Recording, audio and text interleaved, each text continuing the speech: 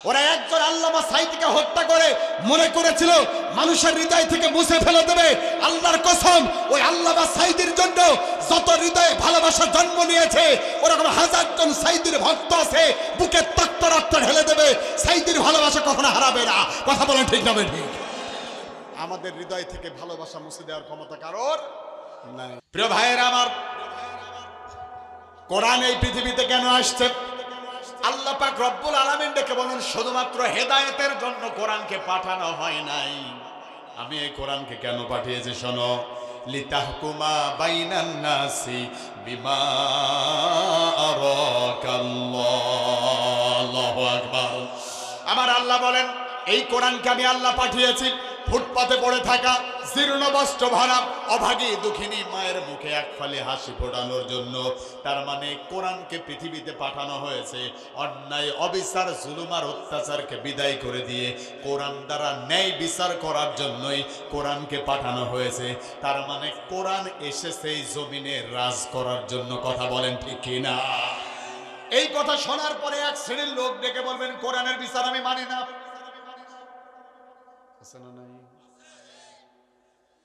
কোরআনের বিচার আমি মানি না। এই পিছনে কারা কথা বলে?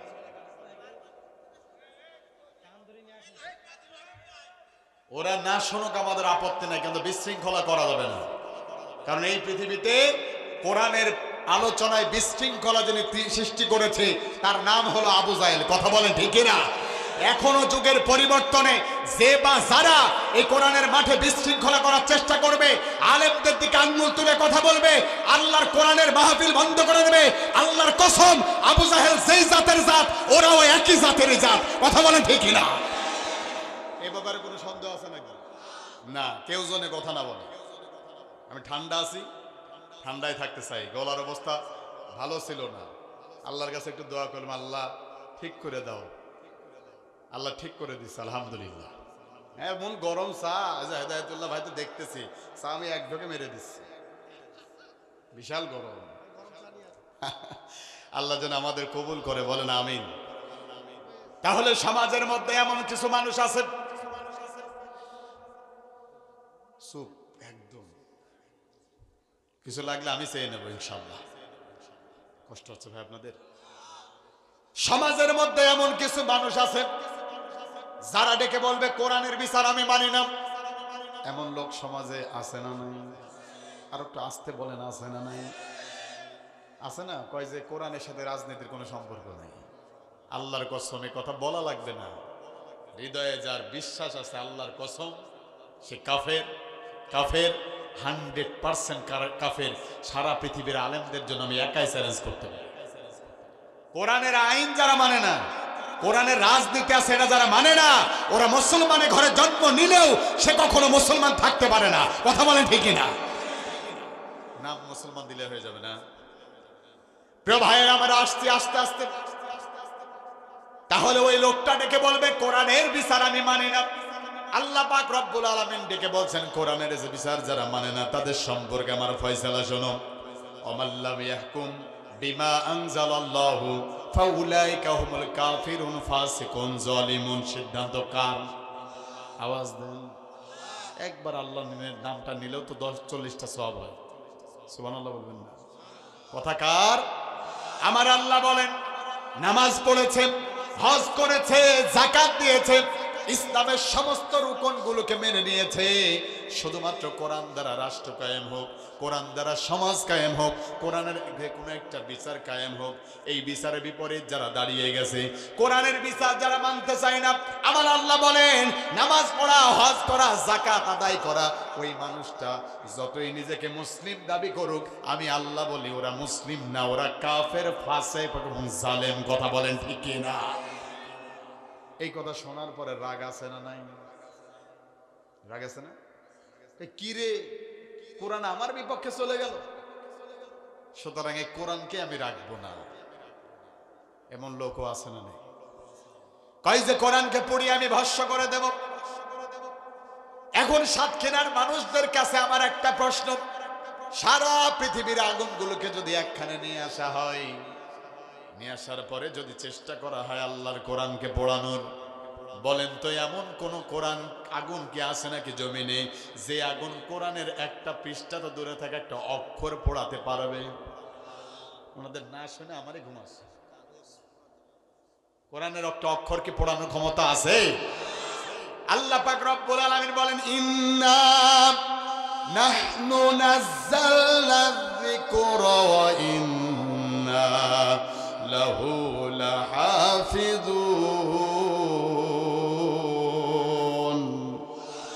যদি আগুনে লেগে ধ্বংস হয়ে যায় ধ্বংস হয়ে যায়, যদি আগুন লেগে ধ্বংস হয় পৃথিবীর সব বইয়ের দোকান, তবু বিশ্ব থেকে হারাবে না আল্লাহর পবিত্র কোরআন। করবে কেমন করে কোরআন ধ্বংস আগুনের তেজ? করবে কেমন করে কোরআন ধ্বংস আগুনের তেজ? আচ্ছা, বিশ্বে ভরা অগণিত আল্লাহর কোরআনের হাফেজ, কথা বলেন ঠিক কিনা? তারা ছাপিয়ে আসমানি গ্রন্থ, ছাপিয়ে আসমানি গ্রন্থ বাঁচাবে কোরআনের মান, তবু বিশ্ব থেকে হারাবে না আল্লাহর পবিত্র কোরআন। একটু জোরে বলা যাবে কি কথা ঠিক না বেটি? টেনশন নাই তো? 1 ঘন্টা এই সময়টুকুর মধ্যে, এই যে শেষের দিকে ইনশাল্লাহ আর 19 মিনিট থাকা যাবে না? আচ্ছা, 19 মিনিট যদি আল্লাহর কোরআন থেকে কথা বলে থাকবেন তো ইনশাল্লাহ? আচ্ছা ভাই, 19 মিনিট পর্যন্ত যাবেন না? তাহলে এখনই যাই। হ্যাঁ, তাহলে একটা শর্ত মানা লাগবে, পরীক্ষা দেওয়া লাগবে। দেবেন? তাহলে একটা পরীক্ষা দেওয়া লাগবে, দেবেন? এবার আর আওয়াজ নাই। ছাত্র জীবন সুখের জীবন যদি না থাকতো তারপরে পরীক্ষা দিতে হবে। আমাদের সভাপতি ভাই আছে, হেদায়েতুল্লাহ ভাই আছে, এদিকে আমাদের রফিক ভাই আছে, তো ওনাদেরকে সাক্ষী রেখে আমি একটু পরীক্ষা নিতে চাচ্ছি। ভাই কষ্ট হচ্ছে না তো আপনাদের?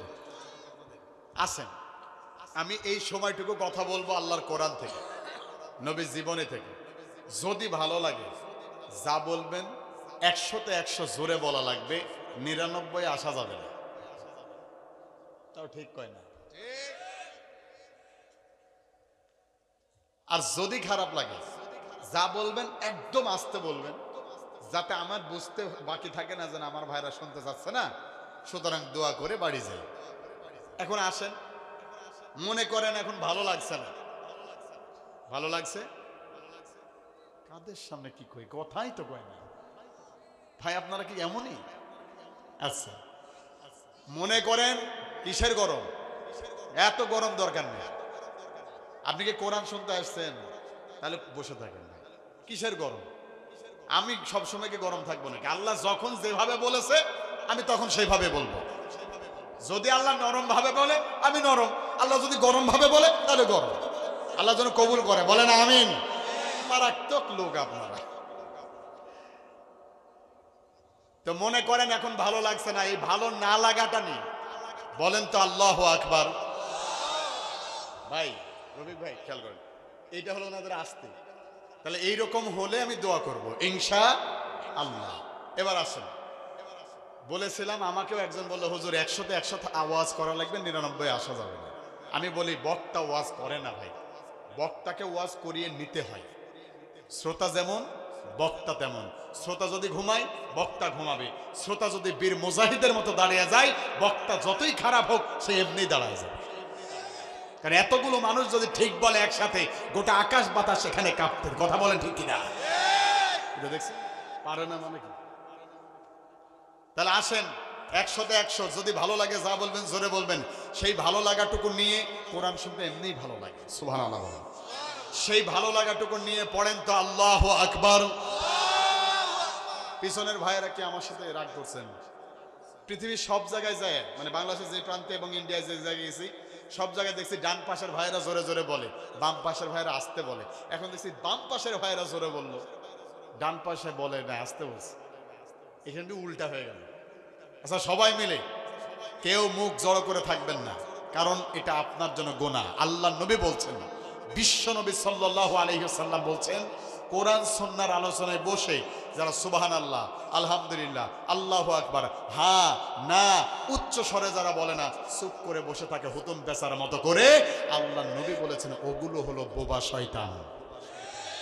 এবার দেখেন আশেপাশে কে চুপ থাকে, যেইটা চুপ থাকবে মনে করবেন ওইটাই বোবা শয়তান। কারণ দুনিয়া উল্টাতে পারে, নবীর বক্তব্য কখনো রদবদল হয় না। কথা বলেন ঠিক না? প্রিয় ভাইয়ের আমার, তাহলে এখন আসেন আল্লাহর কোরআনের আলোচনায় সরাসরি চলে যাই।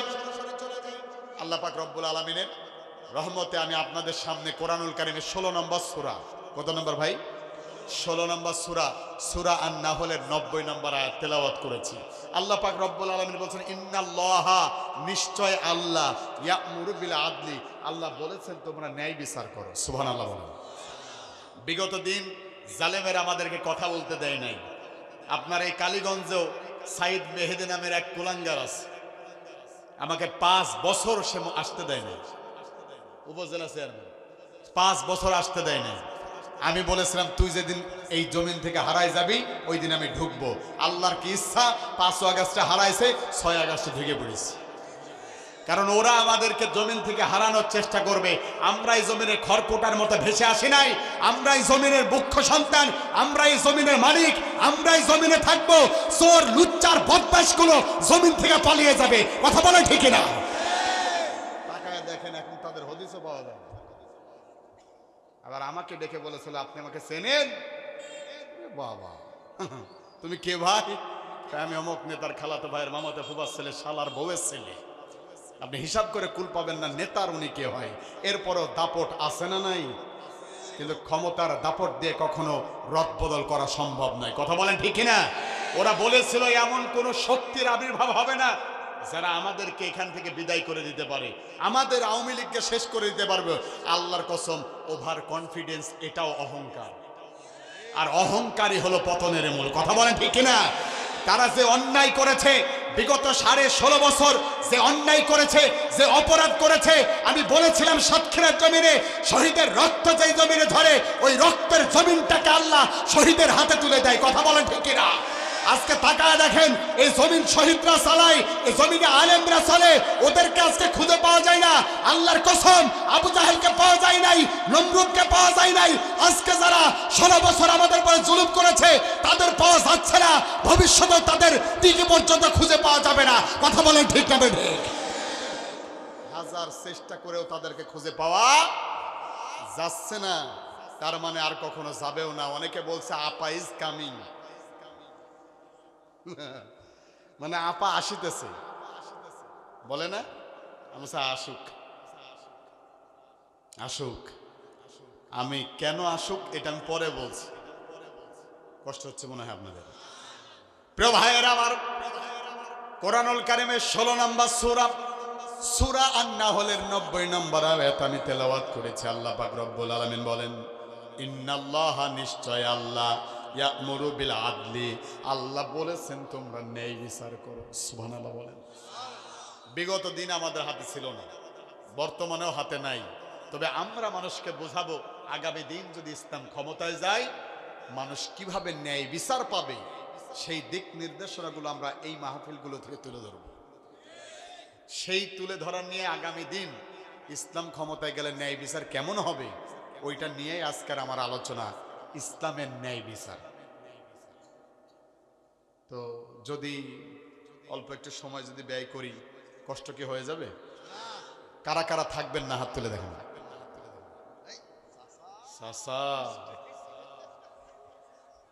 না, আমি জানি ভালোবাসা থেকে হাঁটে উঠে গেছে চাচার, কারণ এটা ভালোবাসা, এটা ভালোবাসা, ঠিক কিনা বলেন? তবে ভালোবাসা সব জায়গায় ওই আবেগ দিয়ে চললে হবে না। আবেগ আর বিবেকের সংমিশ্রণে যে চলা ওটাই সঠিক পথ চলা। এই জন্য সিল মারতে গেলে দে দে দে সিল দে নেতারে, এমন সিল মারছে নেতারে, নেতা ভোট পায় কয় যে আগে ওয়াজ বন্ধ কর। আছে না নাই? অনেক আছে। চা খাইয়ে নিয়ে যাবেন।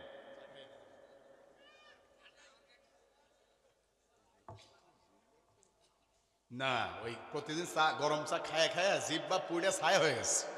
এনার গরম আর গরম মনে হয় না, আর চা লাগবে না, শেষ, আর চা খাবো না ইনশা আল্লাহ। কবুল করুক বলেন আমিন। আপনারা খাইতে মন টন চাই নাকি? আপনার জন্য তাবারক আছে ইনশাআল্লাহ। আল্লাহ কবুল করবে আমার ভাইদেরকে, বলেন আমিন। তো কোন সূরা থেকে যেন তেলাওয়াত করছি? সূরা নাহল। এই নাহল মানে হলো মৌমাছি। মৌমাছির পেট থেকে নির্গত যে জিনিসটা হয় ওটা আমাদের জন্য শেফা, সেটার নাম হলো মধু। সুবহানাল্লাহ বলেন। আপনাদের অঞ্চলে মধু হলো শ্রেষ্ঠ মধু বর্তমানে, আছে না? আল্লাহ যেন আপনাদেরকে আরো বরকত ঢেলে দেয়, বলেন আমিন। সোনালী ফসল মাছ আছে না নাই? কিন্তু কিছুদিন আগে ওই যে ঘেরগুলো পানিতে সব ডুবে অনেকেই ক্ষতিগ্রস্ত হয়েছে। কারণ আল্লাহ যা করে ভালোর জন্য করে। হয়তো মালিকরা ক্ষতিগ্রস্ত হয়েছে, কিন্তু সাধারণ মানুষ তো ধরে খাইতে পারছে। আল্লাহ যা করেন ভালোর জন্যই করেন। তা আসেন, আল্লাহ পাক রব্বুল আলামিন বলছেন ইন্নাল্লাহা, নিশ্চয় আল্লাহ, ইয়া'মুরু বিল আদলি, আল্লাহ বলেছেন তোমরা ন্যায় বিচার করো। সুবহানাল্লাহ। এখন কোরআনুল কারীমের কোনো আলোচনা শুনতে গেলে, যেমন তাফসিরুল কোরআন মাহফিল, যদি এটা তাফসির মাহফিল না, এরপরও আমি বলছি কারণ ওই কায়দায় কথা হবে ইনশাআল্লাহ। সব মাহফিলই তাফসির মাহফিল, ঠিক কিনা? আল্লাহ পাক রব্বুল আলামিন বলেছেন 5টা জিনিস মিনিমাম থাকা লাগবে। কয়টা? এই পাশে যিনি আছেন উনি বক্তা, আমার মতো করে তিনিও মাহফিল করে বেড়ায়। আল্লাহ যেন গোটা পৃথিবী ব্যাপী আল্লাহ তাকে কবুল করুক, বলেন আমিন। 1 নাম্বার কোরআনুল কারীমের তেলাওয়াত থাকা লাগবে। 2 নাম্বার তার অর্থ। 3 নাম্বার শানে নজুল, ব্যাকগ্রাউন্ড বা প্রেক্ষাপট, আয়াত নাজিল হওয়ার কারণ বা ঘটনা। 4 নাম্বার ব্যাখ্যা, 5 নাম্বার শিক্ষা। 1 নাম্বার তেলাওয়াত হয়েছে, 2 নাম্বার অর্থ হয়েছে, যতটুকু আলোচনা করব। 3 নাম্বার আয়াত নাজিল হওয়ার কারণ দরকার আছে না নাই? জানার দরকার আছে না নাই? প্রিয় ভাইয়ের আমার, তাকায় দেখেন কোন সময় আয়াতটা নাজিল হলো। আল্লাহর নবী, বিশ্ব নবী জনাবে মুহাম্মদ রাসূলুল্লাহ সাল্লাল্লাহু আলাইহি সাল্লাম হেলান দিয়ে বসা আছে। কি দিয়ে ভাই? হেলান দিয়ে বসা আছে একটি দেওয়ালের সাথে। সামনে দিয়ে যাচ্ছেন ওসমান ইবনে মাজুন। বিশ্ব নবী ডেকে বলেন, ওসমান কোথায় যাও, এদিকে আসো। ওসমান ইবনে মাজুন তিনি কালেমা পড়ে নাই। মক্কার বুকে 2 জন ওসমান ছিল। একজন ওসমান ইবনে আফফান, যিনি ছিলেন বিশ্ব নবীর জামাই, আর এখন যিনি সামনে দিয়ে যাচ্ছেন উনি হলেন ওসমান ইবনে মাজুন। ওসমান ইবনে মাজুন তিনি কালেমা পড়ে নাই। নবীজি বলেন, আমার সামনে আসো। ওসমান ইবনে মাজুন বলেন, আমি নবীর সামনে গেলাম। বিশ্ব নবীর সামনে গিয়ে আমি দাঁড়ায় থাকলাম, নবীজির চেহারার দিকে তাকায়া। এত সুন্দর চেহারা কিয়ামত পর্যন্ত এই পৃথিবীতে আর কাউকে আমার আল্লাহ দান করবেন না। একটু জোরে বলা যাবে কি সুবহানাল্লাহ? তিনি তাকায় আছেন। ওসমান ইবনে মাজুন বলেন, আমি কিছুক্ষণ তাকায় থেকে দেখি আল্লাহর নবী, বিশ্ব নবীর সুন্দর চেহারাটা কিছুক্ষণ পর দেখলাম মলিন হয়ে গেল। একটু পরে দেখি আল্লাহর নবীর চেহারাটা লাল হয়ে গেল। আমি ভাবলাম নবী মনে হয় আমার উপরে রাগ করেছেন, কিন্তু তারপর আমি ভাবতে লাগলাম কেনই বা রাগ করবে নবী? রাগ করার তো কোনো কারণ নাই। তারপরও আমি তাকায় থাকলাম কি কারণে এমনটা হলো। কিছুক্ষণ পর তাকায়া দেখি আল্লাহর নবী, বিশ্ব নবীর শরীরের প্রত্যেকটা লোমকূপ থেকে যেন ঘাম বের হয়ে গিয়েছে। আল্লাহু আকবার। আমরা হতাশ হয়ে গেলাম। আমি যখন হতাশ হয়ে গেলাম, তাকায়া থাকলাম, আহারে বিশ্ব নবীর শরীরের লোমকূপ থেকে ঘাম বের হচ্ছে। যখন তাকায়া থাকলাম, তাকায় দেখে আল্লাহর নবী, বিশ্ব নবীর অবস্থা এতই খারাপ হয়ে গেল, আমার মনে হলো নবী আর বাঁচবেন না, নবীজি হয়তো মারাই যাবেন। এরপরে কিছুক্ষণ তাকায়া থাকলাম, বিশ্ব নবীর চেহারায় তাকায়া থাকতে থাকতে হঠাৎ করে দেখি আল্লাহর নবী, বিশ্ব নবী আবারও আগের মতো স্বাভাবিক হয়ে গেল। আল্লাহু আকবার। নবীজি যখন স্বাভাবিক হয়ে গেল, আমাকে নবীজি ডেকে বলেন, ওসমান এদিকে আসো। আমি আল্লাহর নবীর সামনে গেলাম। বিশ্ব নবী আমাকে ডেকে বলেন, ওসমান কিছুক্ষণ আগে আমার উপরে কি হয়ে গেল তুমি জানো নাকি? কিছুক্ষণ আগে আমার উপরে কি হয়ে গেল তুমি কি জানো? ওসমান ইবনে মাজুন ডেকে বলেন, ইয়া রাসূলুল্লাহ, আমি তো কালেমাই পড়ি নাই, জানবো কেমনি? কথার ভিতরে লজিক আছে না নাই? আওয়াজ আস্তে হয়ে গেছে। কথার ভিতরে লজিক আছে না নাই? ঠিকই তো আছে, মানে জাতে মাতাল তাহলে ঠিক। এত চালাক হইলে হবে না ভাই। কোরআনের জন্য আমরা সবাই একসাথে জবান খুলবো, আল্লাহ কবুল করুক, বলেন আমিন। প্রিয় ভাইয়েরা আমার, ওই সময় আল্লাহর নবী ডেকে বলেন, ওসমান আমার পরে কি হলো? ওসমান ইবনে মাজুন ডেকে বলেন, ইয়া রাসূলুল্লাহ, আমি তো বলতে পারলাম না। এই হুজুর ওঠে কেন? কিসের মোটামুটি? কি বসেন এখানে? হুজুর মানুষ এখানে ওর বয়স কত? ওর বয়স কত? কে বল হাফেজ হয়েছে? সবচেয়ে বেশি বয়স হলো 25 বছর পার হবে না। আরে কথা কয় না রে, 25 বছর পার হয় নাই। ওই এখানে 60 বছরের মুরব্বী বসে আছে, আর কয় যে মুইতে আস। ওই যে সৌদি আরবে জেদ্দায় কথায় কথা বাড়ে, কথার নাম লতা, বলবো জেদ্দায়। কারণ আমার মতো হুজুর এখানে আমি দাঁড়া আছি, এই পাশে একজন বাংলাদেশি, এই পাশে সৌদি আরবের পুলিশ। এই পাশ থেকে যায় আমার হুজুরে দেখতে পাইনি, আমার সাথে কথাবার্তা না কয়ে ওই দিক দিয়ে যায়। কিছু লোক আছে না, হুজুর দেখলেই বাঁকা চোখে তাকাই, আছে না? তো হুজুর দেখলে বাঁকা চোখে তাকাস। তোর মায়ের বিয়ে না পড়াইলে তো, হুজুর যদি না থাকতো তোর মার বিয়ে তো অবৈধ হয়ে যেত, তুই নিজেও তো অবৈধ যেত। হুজুরদের বিপক্ষে যাস, লজ্জা লাগে না? আছে না কিছু কয় যে হুজুররা নাকি ধর্ম ব্যবসায় করে। আমরা ধর্ম ব্যবসায়ী না, আমরা ধর্মীয় রাজনীতিতে বিশ্বাসী। কথা বলেন ঠিক না?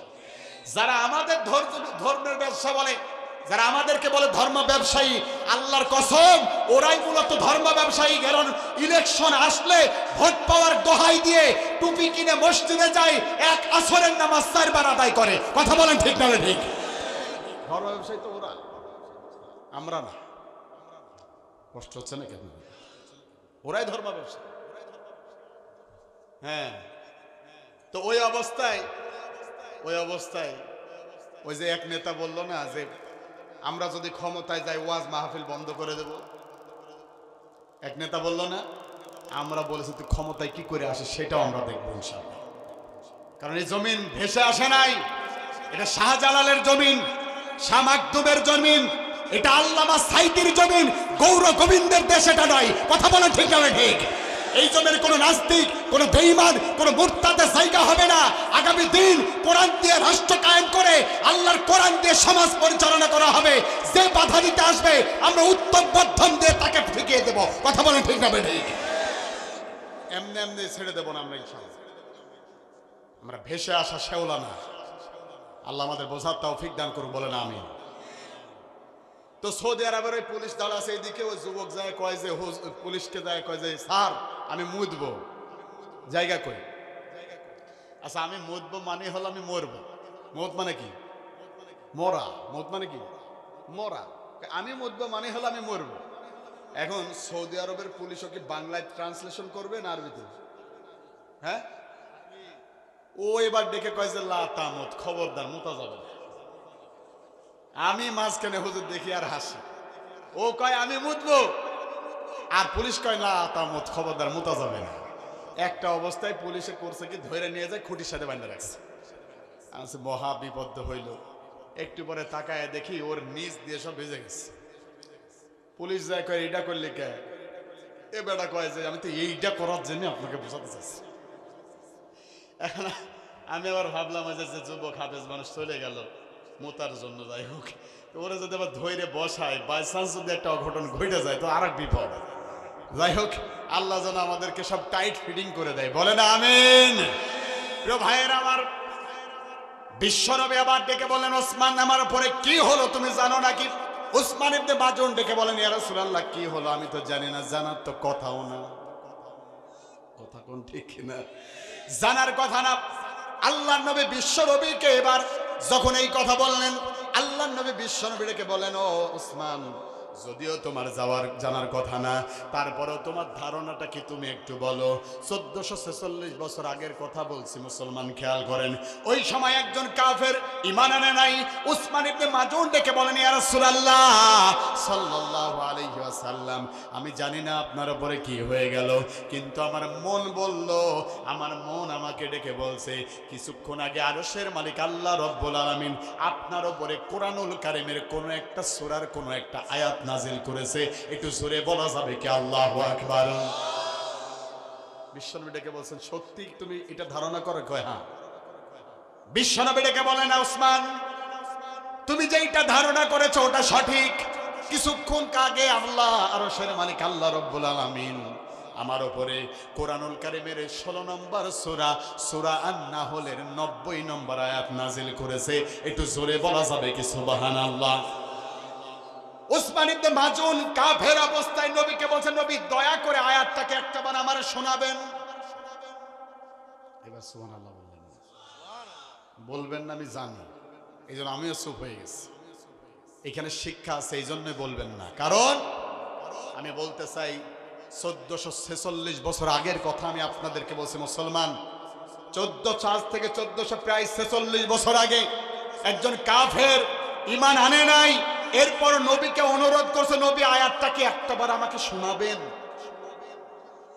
আর এইখানে 1446 বছর পরে এসে আজকের এই গোপাখালী রহিমপুর প্রাইমারি স্কুল ময়দানে কোরআনের মাহফিলের আয়োজন করা হয়েছে, সেই আয়াতই পড়া হয়েছে, কিন্তু আজকে নিজের নাম মুসলমান ব্যবহার করে আজারে বাগানে এখানে ঘুরে বেড়ায়, রাস্তায় বসে থাকে, কোরআনের মাহফিলে আসতে পারে না, আবার আসলেও 1 ঘন্টা বসতে পারে না। আমার তো মনে হয় 1446 বছর আগের কাফেরদেরকে পর্যন্ত আজকের মুসলমান নামধারী এরা হার মানিয়ে দিয়েছে। কথা বলেন ঠিক না? লজ্জা থাকা দরকার, লজ্জা থাকা দরকার, কারণ চাইলে আপনি আসতে পারবেন না। আল্লাহ যাদেরকে ভালোবাসে তারাই কোরআনের জন্য নিবেদিত প্রাণ। কথা বলেন ঠিক না? চাইলে হয় না। দেখেন নাই তাকায় আমাদের আল্লামা সাইদি ইচ্ছা করলে যে কোনো সময় পাকিস্তানে পালাই যেতে পারত। কথা কয় না রে, পালাইছে। ওরা আমাদেরকে ডেকে বলতো আমরা নাকি পাকিস্তানের দালাল। এইদিকে কি হয়, ওইদিকে আরেকটা মাহফিল হচ্ছে নাকি? ভাই আপনার কি মানে কষ্ট পাচ্ছেন? ওরা আমাদেরকে ডেকে বলতো আমরা নাকি পাকিস্তানের দালাল, বলতো না রাজাকার। ভাই বিবেক দিয়ে শোনেন, আমরা যদি পাকিস্তানের দালাল হতাম, বিগত 16.5 বছর এই জমিনে আমরা ছিলাম, রক্ত দিয়েছি, জেলখানায় গিয়েছি, আমাদের হামলার মামলা করা হয়েছে, আমাদের অসংখ্য নেতারা ফাঁসি কাটতে হাসতে হাসতে গিয়ে ঝুলে পড়ে মরে গিয়েছে, একজনে প্রাণ ভিক্ষা চায় নাই। আমরা যদি পাকিস্তানের দালাল হতাম, আমাদের নেতারা যদি পাকিস্তানের দালাল হতো, তারা পাকিস্তানে পালায় যাইতো। কথা বলেন না কেন? আর আজকে তাকায় দেখেন, তার মানে বাস্তব প্রমাণ আমরা পাকিস্তানের দালাল না। 16.5 বছর ওরা ক্ষমতায় ছিল, রাজত্ব পেয়েছিল, সব পেয়েছিল, ক্ষমতা হারানোর পরে 1 ঘন্টা জমিনে টিকতে পারে নাই। ওরা জমিনে টিকতে পারে নাই, ভারতে গিয়ে মামা বাবুর কোলে যায় বসে আছে। তার মানে স্পষ্ট কথা, ওরা আমাদেরকে বলতো আমরা পাকিস্তানের দালাল। আমরা যদি পাকিস্তানের দালাল হতাম, আমরা পাকিস্তানে পালায়ে যাইতাম, পালায়ে যাই নাই। আল্লাহর কসম করে দালাল বলতো, ওরাই ভারতে গিয়ে পালিয়ে বসে আছে। তার মানে বোঝা গিয়েছে সময়ের পরিবর্তনে আসলে আমরা পাকিস্তানের দালাল না, ওরাই হলো পাকিস্তান ভারতের দালাল। কথা বলেন ঠিক না বেঠিক? আর ওরা ভারতের দালাল বলে যায় ভারতে পালায় আছে। আমরা যদি দালাল হতাম পাকিস্তানের, আমরা চলে যাইতাম। এই জন্য আমাদেরকে দালাল বলার দরকার, আমাদের যাওয়ার কোনো জায়গা নাই। এই জমিন আমাদের জমিন, আমাদের রক্ত আর ঘাম দিয়ে তৈরি করা জমিন। এই জমিন কেউ রক্ত চক্ষু দিয়ে তাকালে আল্লাহর কসম ওই চোখ আমরা উপড়ে ফেলে দেবো। কথা বলেন ঠিক না? ভারত এদিকে তাকাচ্ছে, ভারত তাকাচ্ছে, আর আপনারা দেখছেন ওই যে রোহনপুর দেখেন নাই? তার কাটার বেড়া দেওয়ার জন্য পাগল হয়ে গেছে চাঁপাইনবাবগঞ্জ রোহনপুরে। কিন্তু আমি দেখলাম এক চাচা কাঁচা মাইরেছে, কাশি একটা ধরে, কাশি একটা নিয়ে এইভাবে দাঁড়া আছে, মুখে আকিস বিড়ি কয় যায়।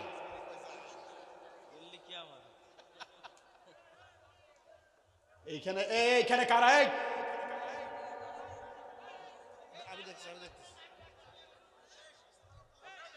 আশ্চর্য কথা,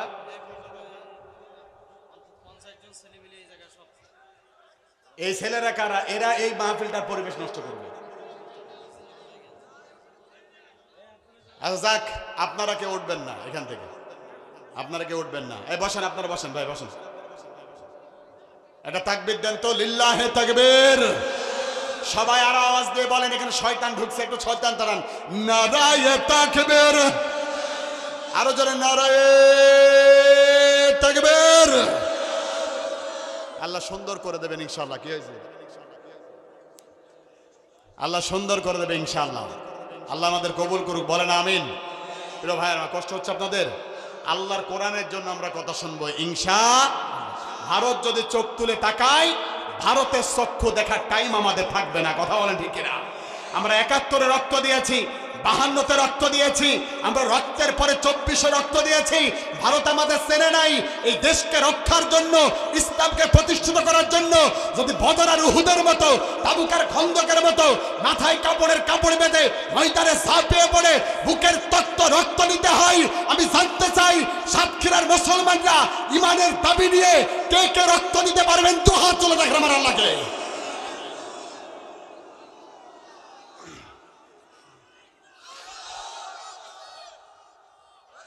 আল্লাহ আমাদের কবুল করুক, বলেন আমিন। প্রিয় ভাইয়ের আমার, তাকবীর হবে অল্প অল্প করে ইনশা। প্রিয় ভাইয়ের আমার, 12টা 5 বেজে গেছে, তো দোয়া করে চলেন। হ্যাঁ, তাহলে কেউ উঠতে পারবে না। আমি বেশিক্ষণ কষ্ট দেব না। এখন যদি আপনারা বলেন তাহলে আমি আর অল্প কিছুক্ষণ চালাবো, তাহলে উঠতে পারবেন না। যদি কেউ ওঠে ওনার লুঙ্গি ধরে টান দেন, উনি যাই যাক, লুঙ্গি এখানে থাকবে। এই যুবকের প্যান্ট ধরে বসাবে। কোরআনের মাহফিলে কোনো ইমানদার উঠতে পারে না, কথা বলেন ঠিক কিনা? কারণ ইমানের জন্য যারা রক্ত দিতে পারে, ইমানের জন্য যারা ঘাম ঝরাতে পারে, ময়দানে গিয়ে বুকে বুলেট নিতে পারে, তারা কোরআনের মাহফিল ছেড়ে যেতে পারে না, কথা বলেন ঠিক না ঠিক? আমরা থাকবো ইনশাআল্লাহ, আল্লাহ কবুল করুক। আরো জোরে বলেন আমিন। প্রিয় ভাইয়েরা আমার, কষ্ট হয়ে গেল। এই অবস্থায় আল্লাহর নবী, বিশ্ব নবীকে যখন বলা হলো ইয়া রাসূলুল্লাহ দয়া করে আয়াতটা একটাবার আমারে শোনান, আল্লাহর নবী আবার আয়াতে কারিমা পড়ে শোনালেন। শোনো তাহলে, ইন্নাল্লাহা ইয়া'মুরু বিল আদলি ওয়াল ইহসান ওয়া ইতাই যিল কুরবা ওয়া ইয়ানহা আনিল ফাহশাই ওয়াল মুনকারি ওয়াল বাগি ইয়া'iযুকুম লাআল্লাকুম তাযাক্কারুন। আল্লাহু আকবার বলেন। আমার আল্লাহ পাক রব্বুল আলামিন বলেন, যখন এই আয়াতটা নবী তেলাওয়াত করলেন, সাথে সাথে উসমান ইবনে মাজুন ডেকে বলেন, ইয়া রাসূলুল্লাহ কি পড়লেন? দয়া একবার আরেকবার পড়েন। বিশ্বনবী যখন আরেকবার পড়েছেন, ইন্নাল্লাহা ইয়া'মুরু বিল আদলি ওয়াল ইহসান ওয়া ইতাই যিল কুরবা ওয়া ইয়ানহা আনিল ফাহশাই ওয়াল মুনকারি ওয়াল বাগি ইয়া'iযুকুম লাআল্লাকুম তাযাক্কারুন। আল্লাহু আকবার। নবীজি যখন এই আয়াতটা আরেকবার পড়েছে, উসমান ইবনে মাজুন ডেকে বলেন, ইয়া রাসূলুল্লাহ এতদিন ভুল পথে ছিলাম, সঠিক পথ আমি পাই নাই, সঠিক পথের দিশা আমি পাই নাই, নবী দয়া করে আপনি আমারে পড়ায়া দেন, লা ইলাহা ইল্লাল্লাহু মুহাম্মাদুর রাসূলুল্লাহ সাল্লাল্লাহু আলাইহি ওয়াসাল্লাম। আয়াতটার মধ্যে কিছু আছে না নাই? আয়াতটা শোনার পরে এখন একজন কালেমা পড়লেন। কয়জন? সে আওয়াজ কি আছে? কয়জন? একজন। আয়াতটা নাজিল হওয়ার কয়েকদিন পরে মক্কায় আরেকটা ঘটনা ঘটল। আমি কি বলবো? বিরক্ত হচ্ছেন না তো? মক্কার বুকে বিশাল বড় একটা নেতা ছিল। সে নেতার নাম হলো আকসাম সাইফি। কি নাম ভাই? সবাই বলেন। আকসাম সাইফি, বিশাল বড় নেতা। এই যে ভাই উঠলো, আমরা তো দোয়া করাই ভালো হবে। হ্যাঁ, কিসের জন্য উঠবে? একজন উঠতে পারবে না ইনশাআল্লাহ।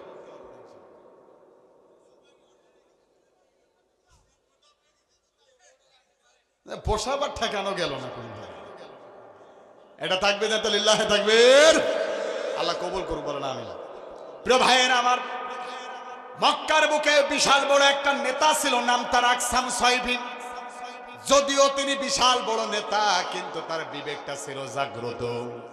কিন্তু বিগত 16.5 বছর আমরা এই জমিনে দেখেছি, ওয়ার্ডের একটা মেম্বার থেকে নিয়ে পার্লামেন্ট মেম্বার পর্যন্ত 99% যারা ক্ষমতায় ছিল, তারা ছিল বিবেকহীন কুকুর আর শেয়ালের মতো। আল্লাহ বলছে উলাইকা কাল আনআমি বালহুম আদল। আল্লাহ বলছে উলাইকা কাল আনআম বালহুম আদল। আল্লাহ বলছেন ওরা হলো চারপাই জন্তু জানোয়ার চেয়ে নিকৃষ্ট। যাদের বিবেক নাই, বিবেক দিয়ে চলে নাই, নিজের বিবেক দিয়ে ন্যায় বিচার করে নাই, তারা পশুর চাইতেও নিকৃষ্ট। কথা বলেন ঠিক কিনা? বিগত দিনে এরকম ছিল কি ছিল না? ছিল বলেই তো তারা জুলুম করেছে। ভাই আপনার রাগ করবেন না, রাগ করবেন না। আপনি যে বলেন আপা আসতেছে, কই আপা? আপা তো আপনার মুখে লাথি মেরে চলে গিয়ে বসে আছে, আয়েসে জীবন পার করছে। আর আপনাকে ওখান থেকে বলছেন তোমরা লড়ে যাও আর মরে যাও। ভাই শোনেন, আপনার আপা আপনাকে দিয়ে ফায়দা নেবে, খবরদার ওই পথে পা বাড়ায়েন না। দুনিয়া ক্ষণস্থায়ী, মরে গেলে ইসলামের জন্যই মরেন। একজন মুসলমান চিন্তা করেন, সে বলছে আপা ইজ কামিং, আপা আসিতেছে। আই যে বললাম না, প্রথমে বললাম না কি কারণে আসছে, আমি বলছি ভাই আশা তো লাগবেই, কারণ খুনির বিচার তো হওয়াই লাগবে। যে শহীদের রক্ত ঝরিয়েছে, এখানে অধ্যাপক গোলাম আজম সাহেব সহ, মতিউর রহমান নিজামী সাহেব সহ যারা আল্লামা সাঈদীর রক্ত ঝরিয়েছে, প্রতি ফোঁটা রক্তের বদলা এই জমিনে নেওয়া হবে। কথা বলেন ঠিক না? ছেড়ে দেওয়া হবে না তো।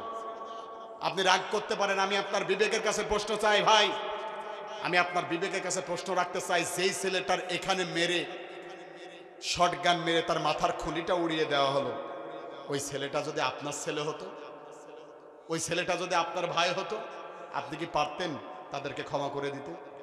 তাহলে আপনি কেমনে বলেন যে আপা আসতেছে? কেমনে বলেন? আর আসা আসুক, সমস্যা না, আমরা টেনশন করি না, কারণ আমরা এই যুগ না, হাজার যুগ উপেক্ষা করে আমরা তখন থেকেই রেডি আছি ইনশাআল্লাহ। ওরা যখন ফেরাউনের রূপ নিয়েছে, আমরা তখন মূসা আলাইহিস সালামের সঙ্গী হয়ে দাঁড়ায় গেছি। ওরা যখন আবু জাহেলের রূপ নিয়েছে, আমরা বিশ্বনবীর সঙ্গী হিসাবে দাঁড়িয়ে গেছি। কথা বলেন ঠিক কিনা? ওরা যখন নমরুদ হয়ে দাঁড়িয়েছে, আমরা তখন ইব্রাহিম আলাইহিস সালামের সঙ্গী হয়ে দাঁড়িয়েছে। কথা বলেন ঠিক কিনা? ইব্রাহিমের সন্তানেরা এখনো বেঁচে আছে, মারা যায় নাই। আগামী দিন যদি কেউ শেখ হাসিনার রূপ নেয়, আল্লাহর কসম, বাংলাদেশের প্রত্যন্ত অঞ্চল থেকে আমরা এক একজন আবু সাঈদ আর এক একজন মুগ্ধ হয়ে দাঁড়াবো, বুকের তক্ত রক্ত ঢেলে দেব। এই জমিনে আর কোনো স্বৈরাচারী ঠাঁই হবে না, হতে দেওয়া হবেও না। কথা বলেন ঠিক কিনা? চাইলেই জায়গা হবে না ইনশাআল্লাহ। আল্লাহ কবুল করুক, বলেন আমিন। রাগ করছেন নাকি? প্রিয় ভাইয়ের আমার, এই অবস্থা যখন শুরু হয়ে গেল, বিশাল বড় একজন নেতা আকসাম সাইফি, কিন্তু তার বিবেকটা মারা যায় নাই। এই আকসাম সাইফি এবার ডেকে বলল, আমার দলের নেতা কর্মীরা তোমরা শোনো, এইভাবে একটা মিটিং এর আয়োজন করা হলো। কষ্ট হচ্ছে? এইভাবে একটা মিটিং এর আয়োজন করার পরে ডেকে বলছেন, আমার দলের নেতা কর্মীরা শোনো, এই মক্কার বুকে আব্দুল্লাহর এতিম সন্তান মুহাম্মদ রাসূলুল্লাহ সাল্লাল্লাহু আলাইহি সাল্লাম কোরআনের দাওয়াত দেয়, ইসলামের দাওয়াত দেয়। আমার মন বলে আমি কালেমা পড়ে মুসলমান হয়ে যাই, কিন্তু তোমাদের একটু পরামর্শ দরকার, একটু পরামর্শ আমারে দাও। সুবহানাল্লাহ বলবেন।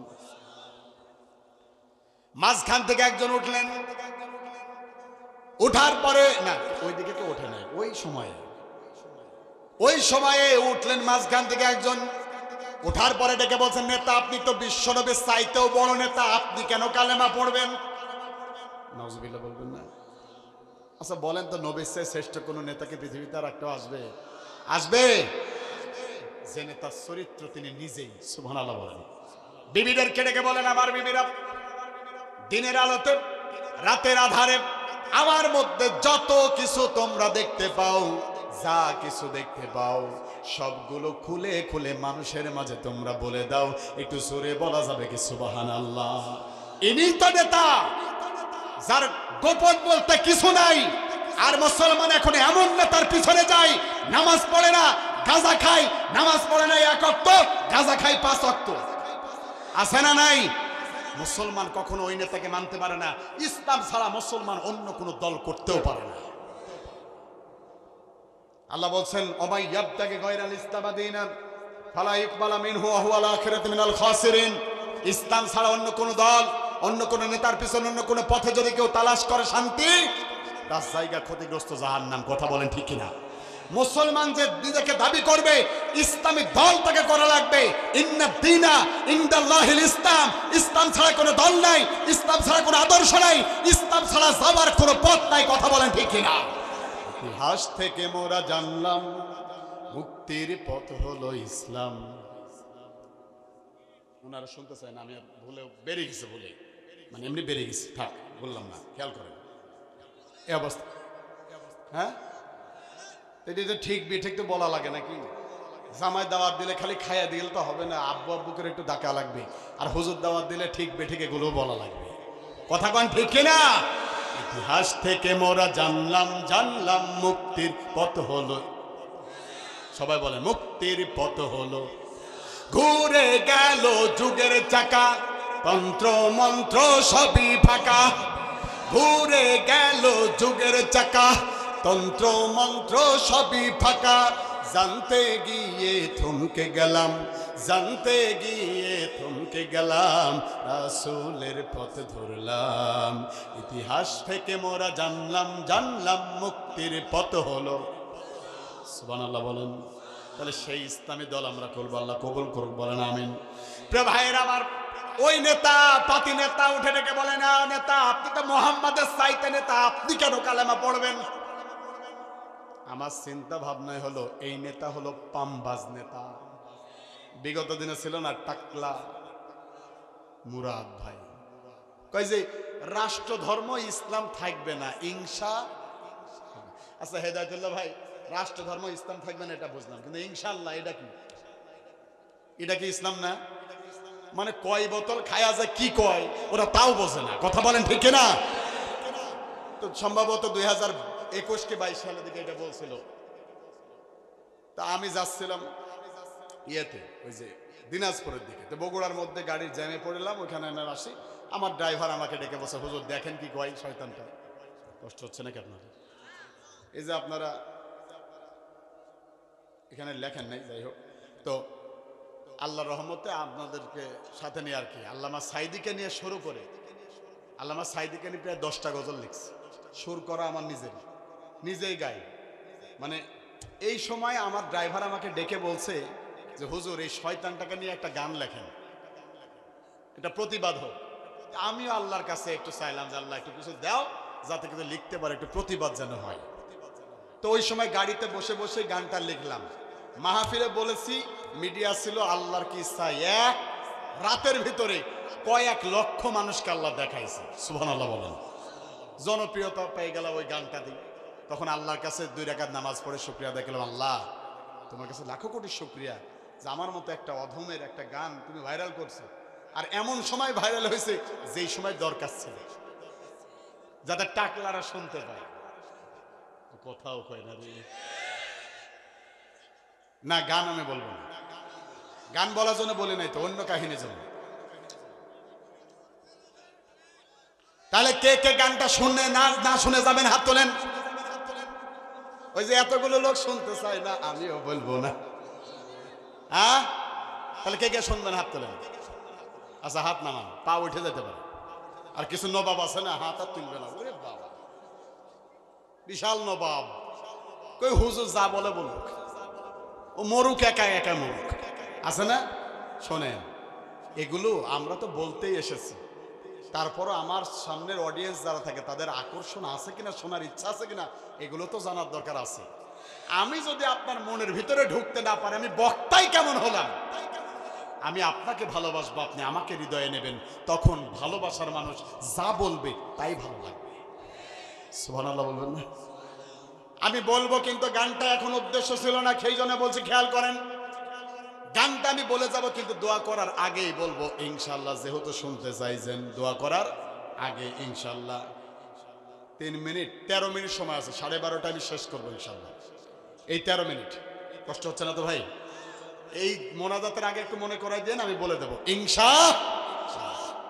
প্রিয় ভাইয়ের আমার, তাহলে ওই সময় প্রতিবাদ হলো, এই জন্য সিজদা দিলাম আল্লাহকে, কারণ আমি হুজুর লিখতে পারি না, সুর করতেও পারি না, বলতেও আমি পারবো না। আমার রব যদি একটু দয়া না করে, বলার ক্ষমতা আমার নাই, কথা বলেন ঠিক কিনা? প্রিয় ভাইয়ের আমার, এই অবস্থায় আকসাম সাহেব বুঝতে পারলো ওটা হলো পামবাজ। কি বাজ? দেখে বলে তুই বস, তোর কথা শুনবো না, অন্য কেউ থাকলে একটু বল। এই পাশ থেকে আর একজন উঠলো, উঠার পরে ডেকে বলে, নেতা বিশ্বনবী বড় বড় নেতা, আমি এটা মানি, তিনি বিশাল বড় নেতা, এটা আমি জানিও, কিন্তু আমি বিশ্বাস করি আপনিও বড় নেতা, এই জন্য আপনাকে উল্টা পাল্টা কথা বলবো না। 2টা লোক আপনি ঠিক করেন, দূত হিসাবে আল্লাহর নবীর কাছে পাঠাবেন। 2টা প্রশ্ন আমি দেব, এই 2টা প্রশ্নের উত্তর যদি আল্লাহর নবী সঠিকভাবে দিতে পারে, ও নেতা আকসাম সাইফি, আপনি একা কেন, আমরা যারা আছি সবাই মিলে একসাথে কালেমা পড়ে মুসলমান হয়ে যাব। একটু জোরে বলা যাবে কি সুবহানাল্লাহ? পরামর্শ ভালো আছে না খারাপ? খারাপ, ভালো, কিন্তু এর মধ্যে পেঁচ আছে, ষড়যন্ত্র এখানেও আছে। দুইটা প্রশ্নের জন্য দুইজন লোক লাগে লাগে, একজনই তো যথেষ্ট। কিন্তু যেই লোকটা এই পরামর্শটা দিল সে ভালো করে নবীকে চেনে, তার চিনতে ভালো হলো দুনিয়ার কেউ না চিনলে আমি তো চিনি আল্লাহর নবী কি জিনিস। আল্লাহর নবীর সামনে যদি একজন যায়, কখন যে মনের অজান্তে কালেমা পড়ে মুসলমান হয়ে যাবে ঠেকানো যাবে না। এই জন্য দুইজনকে পাঠাও, যাতে করে একে অপরের সাথে কথোপকথন করতে পারেন। বিশ্বনবীর কথাটা খুব বেশি ইফেক্ট পড়বে না, কালেমাও তারা পড়বে না। ওরা করলো ষড়যন্ত্র, আর আমার আল্লাহ ডেকে বলেন অমাকারু অমাকারাল্লাহ আল্লাহু খায়রুল মাকিরিন। আল্লাহু আকবার। আমার আল্লাহ ডেকে বলেন নবী হতাশ হয়ো না, ষড়যন্ত্র ওরা করেছে, আমি আল্লাহ এমন কিছু পরিকল্পনা করব তুমি নিজেই বিজয় লাভ করবা। জোরে বলেন আল্লাহু আকবার। আল্লাহ যদি ডেকে বলেন নবী হতাশ হওয়া যাবে না, নবী কি এখন আর হতাশ হবেন? আশাহত হয়ো না কো তুমি, বলবো ব্যথা হত হয়ো না কো তুমি, না হয় হলো মন শুকনো কোনো মরুভূমি। সুবহানাল্লাহ। আরো কিছু পথ চলো মরিচিকা মারিয়ে, দেখবে সাগর আছে দুটি বাহু বাড়িয়ে। আল্লাহু আকবার। নবীকে আল্লাহ বলেন হতাশ হওয়া যাবে না। এখন আওয়াজ দিয়ে বলেন নবী কি এখন আর হতাশ হবেন? নবী কিন্তু আর এখন হতাশ না, নবী এখন চাঙ্গা হয়ে গেছে। সুবহানাল্লাহ। দুইজন চলে গেছে আল্লাহর নবীর কাছে। যাওয়ার পরে ডেকে বলেন নবী আকসাম সাহেবের পক্ষ থেকে আমরা দুইজন এসেছি, আপনি একটু আমাদেরকে কিছু বলেন। কি বলবো? দুইটা প্রশ্ন আছে, উত্তর দেন তাহলেই হবে। নবীজিকে প্রথম জন ডেকে বললেন মান আনতা, আপনি কে? সুবহানাল্লাহ। আপনি কে, আপনার পরিচয়টা কি? বিশ্বনবী ডেকে বললেন আনা মুহাম্মদ ইবনে আব্দুল্লাহ, আমি আব্দুল্লাহর ছোট্ট সন্তান, নাম আমার মুহাম্মদ, আমি আল্লাহ রসুল সাল্লাল্লাহু আলাইহি ওয়াসাল্লাম। সুবহানাল্লাহ বলে। এই দুইজন আল্লাহ নবীর বিপক্ষের লোক, মানে আলাদা পার্টির লোক। এই দুইজনের চিন্তা ভাবনা ছিল নবীকে এমন কিছু প্রশ্ন করবো যাতে উনি আর উত্তরই দিতে না পারে। কিন্তু আল্লাহর নবীকে সাহায্য যিনি করছেন তিনি কে? আল্লাহ যদি কারণ নিজের হয়ে যায়, গোটা পৃথিবী তার হওয়ার দরকার আছে নাকি? এই জন্য মৃত্যুর ভয় লাগে না, মৃত্যু ভয় কাউকে দেখিয়ে লাভও নাই। আল্লাহ যদি আপনার মৃত্যু লিখে রাখে, এখান থেকে উঠার আগেই পড়ে মরে যাবে। আর যদি মৃত্যু লেখা না থাকে, সারা পৃথিবীর বাতিলের রাইফেল আপনার দিকে তাক করা হবে, টিগারে টিপ দেওয়া হবে, গুলি বের হবে না। এটাই ইমান মুসলমানদের, ঠিক কিনা বলেন? কারণ আমি দেখেছি, ও পথ মারিয়েছি আমি নিজে অনেকবার। 2013 সালের 5ই মে আমি যখন শাপলা চত্বরে গেলাম, আল্লামা শাহ আহমদ শফি যখন ডাক দিলেন, ওই মিছিল আমি গিয়েছিলাম। যাওয়ার পরে মতিঝিল শাপলা চত্বরে ওখানে যখন দাঁড়ায় আছি, পিজি হাসপাতালের পাশ দিয়ে অসংখ্য মানুষ দেখছি যে গুলি লাগছে, কারো হাতে কারো পায়ে। বিকালেও তারা রাবার বুলেট টুলেট ছড়তে লাগছে। কষ্ট হচ্ছে নাকি ভাবলেন? ওই অবস্থায় একটা লোক দেখলাম এখানে গুলি লাগছে কপালে। আমি আমার হাতের এইখানে তার মাথাটা রাখে আর আমরা 2-3 জন ধরে নিয়ে যাচ্ছি পিজি হাসপাতালের দিকে। ওই দিক থেকে পুলিশে গুলি করতে করতে আমাদের চলে আসছে। এখন কি আর ওইদিকে যাওয়া সম্ভব? পালা আসলাম এদিকে, নিরাপদ স্থানে রাখার জন্য যখন রাখছি, তখন আল্লাহর কাছে বললাম, আল্লাহ শুনেছি তুমি বদরে সাহাবাই কেরামকে সাহায্য করেছো, তুমি চাইলে তো এখনো করতে পারো না, পারে না। কিছুক্ষণ পর তাকায়া দেখে আর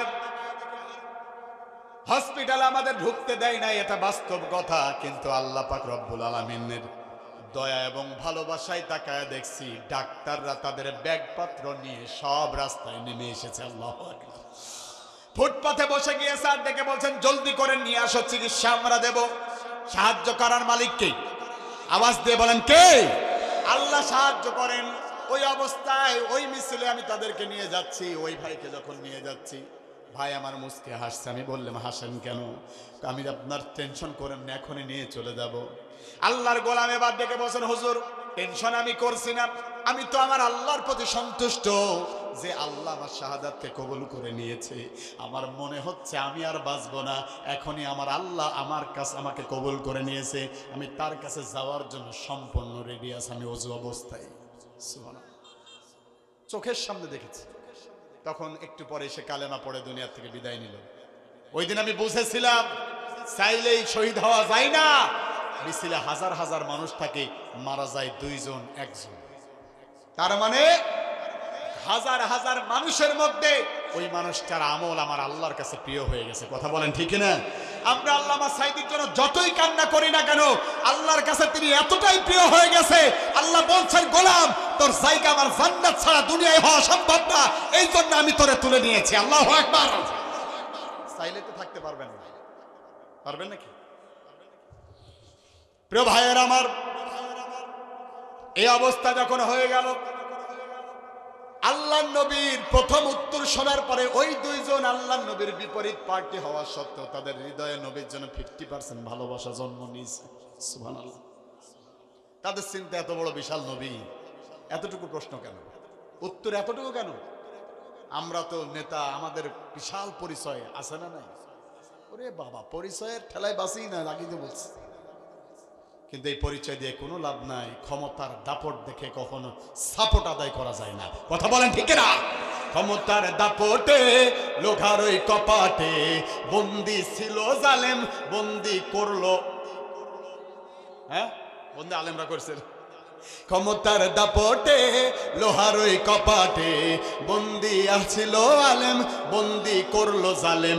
এ জালেমেরা আর কেউ না, কোরআনকে যারা ভালোবাসে না, ইসলামকে যারা ভালোবাসে না। ঠিক না? সে জালেমরা এখন কোথায়? দিল্লিতে। কোথায়? আল্লামা সাঈদী আহারে বলেছিল এমন দিন আসবে, এমন দিন আসবে পালানোর জন্য ইঁদুরের গর্ত পর্যন্ত খুঁজে পাওয়া যাবে না। আজকে একই দৃশ্যের অবতারণা এই জমিনে ঘটেছে। কথা বলেন ঠিক না? ওই তারা আজকে নাই। কষ্ট হচ্ছে প্রিয় ভাইরা। এই যে আমি আর 4 মিনিট আছে, খেয়াল করুন। এই অবস্থা যখন হয়ে গেল, দ্বিতীয় জনে বাদ ডেকে বলছেন ইয়া রাসূলুল্লাহ, আমার দ্বিতীয় প্রশ্ন, ওমা আনতা, এই জমিনে আপনি কেন এসেছেন বলেন, কেন এসেছেন একটু বলেন। আল্লাহর নবী আবার সূরা আন-নাহলের এই 90 নম্বর আয়াতটা একটা বারের জন্য যখন পড়েছে, ওই দুইজন ডেকে বলেন ইয়া রাসূলুল্লাহ কি পড়লেন, জীবনে শুনি নাই, আরেকবার পড়েন। সুবহানাল্লাহ বলেন। দ্বিতীয়বার আল্লাহ নবী পড়লেন ইন্নাল্লাহা ইয়া'মুরু বিল আদলি ওয়াল ইহসান ওয়া ইতা'i যিল কুরবা ওয়া ইয়ানহা আনিল ফাহশাই ওয়াল মুনকারি ওয়াল বাগি ইয়াইযুকুম লাআল্লাকুম তাযাক্কারুন।